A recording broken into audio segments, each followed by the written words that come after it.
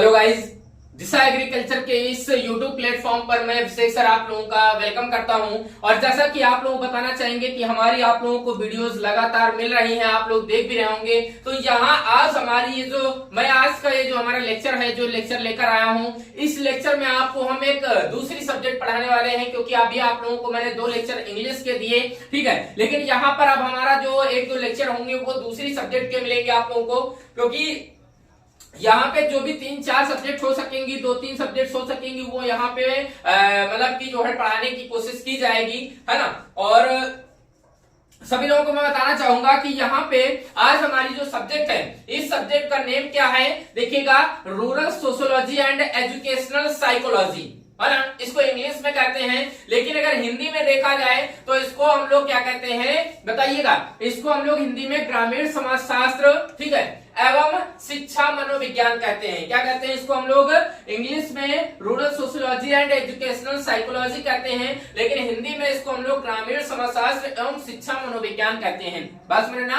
तो आज हमारा ये जो हमारी सब्जेक्ट है, इस सब्जेक्ट को यहाँ पर हम स्टार्ट करने वाले हैं। और जैसे कि यहाँ पे हमारा जो पहला चैप्टर है, चलिए पहले चैप्टर का नेम आपको हम बता देते हैं। तो फर्स्ट चैप्टर का नेम है आपके समाजशास्त्र एवं ग्रामीण समाजशास्त्र। क्या है, देखिएगा, ग्रामीण समाजशास्त्र। तो आपका जो हमारा चैप्टर है, चैप्टर का नाम क्या है, समाजशास्त्र एवं ग्रामीण समाजशास्त्र। तो देखिएगा, सबसे पहले आपको इंग्लिश में भी बता दें, इसका नाम क्या है, sociology and rural sociology. Sociology and rural sociology हमारा ये जो चैप्टर है, इस चैप्टर का इंग्लिश में आपका नेम है। ओके, तो यहाँ पे हम लोग चलेंगे और एक एक करके एक चीजें समझेंगे। सबसे पहले आपको हम बताना चाहेंगे किसके बारे में, समाज के बारे में। सबसे पहले हम किसके बारे में बताना चाहेंगे आपको, समाज के बारे में। समाज को इंग्लिश में हम लोग क्या कहते हैं, सोसाइटी कहते हैं। समाज को इंग्लिश में क्या कहते हैं भाई, इंग्लिश में इसको हम लोग सोसाइटी कहते हैं। देखिए, जो सोसाइटी है, जो समाज है, ये लैटिन भाषा के एक शब्द क्या है आपका, सोसिएटस शब्द आपका कौन सा है, देखिएगा, लैटिन भाषा के सोसिएटस शब्द से लिया गया है। किससे लिया गया है, सोसिएटस शब्द को से लिया गया है। ये आपका लैटिन भाषा का शब्द है एक, जिससे सोसाइटी बना है। इसका मतलब होता है साथी। क्या होता है इसका मतलब, देखिएगा, साथी होता है ना। अब देखिएगा ये क्या है आखिरकार, जैसे कि आपको बताना चाहेंगे कि अगर इसका अर्थ देखें तो इसमें व्यक्तियों का एक ऐसा समूह होता है, ठीक है, व्यक्तियों का एक ऐसा समूह होता है जिसमें जो सदस्य होते हैं वो क्या करते हैं, वो जो है कम सदस्यों में कम या अधिक स्थायी सहयोग पाया जाता है, तो उसे हम लोग समाज कहते हैं। जिनमें ऐसे व्यक्तियों का समूह होगा जिनमें कम या ज्यादा सहयोग की भावना जो पाई जाती है, वही हमारा समाज कहलाता है। क्या कहलाता है, समाज कहलाता है, सोसाइटी कहलाती है। बात समझ में आ रही होगी आप लोगों को, ठीक है। तो अब यहाँ पर हम चलेंगे, अब हम समझेंगे, देखिएगा, समाजशास्त्र के बारे में। किसके बारे में, समाजशास्त्र, जिसको हम लोग इंग्लिश में सोशियोलॉजी कहते हैं। इंग्लिश में हम लोग समाजशास्त्र को क्या कहते हैं, देखिएगा, सोशियोलॉजी कहते हैं, ठीक है ना। अब देखिएगा, ये जो सोशियोलॉजी, ये जो शब्द है, सोशियोलॉजी शब्द, इसका प्रयोग सबसे पहले एक समाजशास्त्री थे जिनका नाम था ऑगस्ट काम्टे। क्या नाम था, ऑगस्ट काम्टे नाम था। इन्होंने 1842 ईस्वी में ये जो समाजशास्त्र है, इस समाजशास्त्र का ये जो शब्द है, इसका प्रयोग किया था। बात समझ में आ रही है आप लोगों को, ठीक है। तो समाजशास्त्र का किसने प्रयोग किया, ये चीज आप लोगों को समझ में आ रही होगी, ठीक है। अब देखिएगा, समाजशास्त्र है क्या आखिरकार। तो जैसे कि जो समाजशास्त्र है, समाजशास्त्र समूहों में मनुष्य के व्यवहार का वर्णन करता है। समाजशास्त्र क्या करता है, समाजशास्त्र समूहों में मनुष्य के व्यवहार का क्या करता है, ये वर्णन करता है। बात समझना। अगर हम बात करें कि समाजशास्त्र जो हमारा शब्द है, समाजशास्त्र की उत्पत्ति कहां से हुई है, बात करें अगर हम लोग समाजशास्त्र जो हमारा शब्द है इसकी उत्पत्ति कहां से हुई है, तो देखिएगा इसकी उत्पत्ति 19वीं शताब्दी में यूरोप में, ठीक है, 19वीं शताब्दी में यूरोप में फ्रांस की क्रांति और औद्योगिक क्रांति के बाद हुई। कहां हुई इसकी उत्पत्ति यूरोप में हुई थी। एकदम अच्छे से याद रखिएगा, 19वीं शताब्दी में इसकी उत्पत्ति कहां हुई थी, यूरोप में हुई थी। ठीक है, तो हम लोग जो है समाजशास्त्र के बारे में जान गए। ठीक है, अब हम लोग समझेंगे किसके बारे में, देखिएगा ग्रामीण समाज के। पहले हम ग्रामीण समाज के बारे में समझेंगे।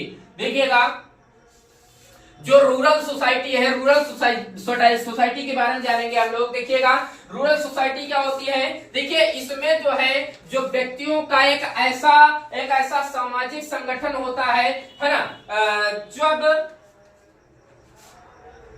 जब क्या होता है, जो सामाजिक संगठन जब ग्रामीण परिवेश में पाया जाता है, गांव में पाया जाता है, तो जो सामाजिक संगठन जो होता है वो जब गांव में पाया जाता है तो वो आपका ग्रामीण समाज कहलाता है। क्या कहलाता है, वो आपका ग्रामीण समाज कहलाता है। बात समझ में आ रही होगी आप लोगों को। ठीक है, तो अब देखिएगा ग्रामीण समाज के बारे में आप लोगों को समझ में बिल्कुल आ गया होगा।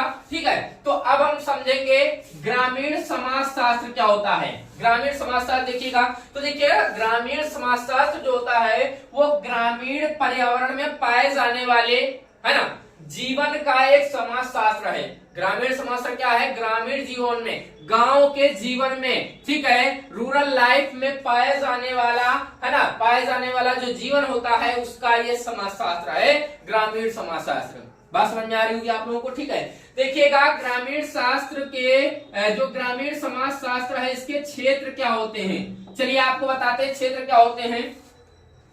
जैसे कि ग्रामीण संस्थाओं में इनका क्षेत्र होता है, ग्रामीण सामाजिक जीवन में होता है, जो भी ग्रामीण समुदाय होते हैं हमारे उनमें इनका जो है क्षेत्र पाया जाता है, स्कोप होता है।